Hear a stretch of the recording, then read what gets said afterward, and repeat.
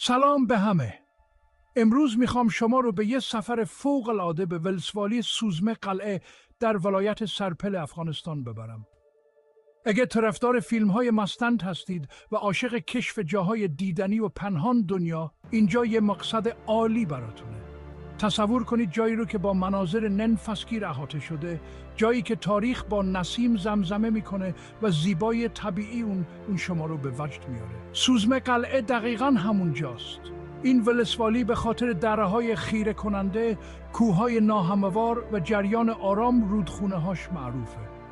آدم میتونه فقط با نگاه کردن بهش آرامش رو حس کنه. یکی از جذابترین جنبه‌های سوزمه قلعه میراث فرهنگی غنی اونه. مردم محلی اینجا به خاطر مهمان نوازی گرم، سنت‌های پر جنب و جوششون شناخته میشن. وقتی تو روستاها قدم میزنید، خونه‌های سنتی افغانستانی که از گل و کاه ساخته شدن رو میبینید و داستان‌هایی رو میشنوید که از نسلی به نسل دیگه منتقل شده. تو هر گوشه‌ای یه تکه از تاریخ منتظر کشف شدن هست.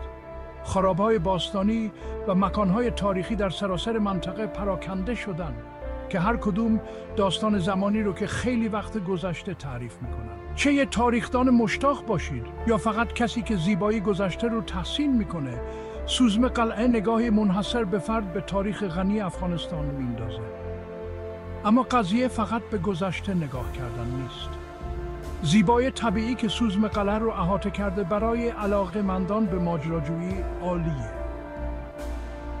کوهنوردی در کوه‌ها، گشت و گذار در دره‌ها و حس کردن هوای تازه کوهستان یه تجربه بی‌نظیره. این فرصتیه برای ارتباط دوباره با طبیعت و پیدا کردن آرامش در سادگی اون. بیایید تنوع زیستی فوق العاده رو فراموش نکنیم. این منطقه زیستگاه انواع مختلف گیاهان و جانوران هست که اون رو به بهشتی برای دوستداران طبیعت و عکاسان تبدیل میکنه. هر فصل زیبای منحصر به فرد خودش رو به ارمغان میاره و منظره رو با رنگ‌ها و سایه‌های مختلف نقاشی میکنه. شاید سوزمه قلعه تو لیست سفر همه نباشه، اما یه گنج پنهونه که ارزش گشتن رو داره. از میراث فرهنگی غنی گرفته تا زیبای طبیعی خیره کننده، سوزمه قلعه تجربه منحصر به فرد رو ارائه میده که تا مدت‌ها بعد از رفتنتون همراهتون میمونه. پس دفعه بعد که به افغانستان فکر کردید، یادتون باشه که چیزهای بیشتری برای کشف کردن فراتر از چیزی که به چشم میاد وجود داره. ممنون که تو این سفر همراهم بودید. از تیم bektrip.com جهت تهیه این کلیپ تشکر میکنیم. ساخ بولینگ امان بولینگ. یشاسین سوزمه قلعه.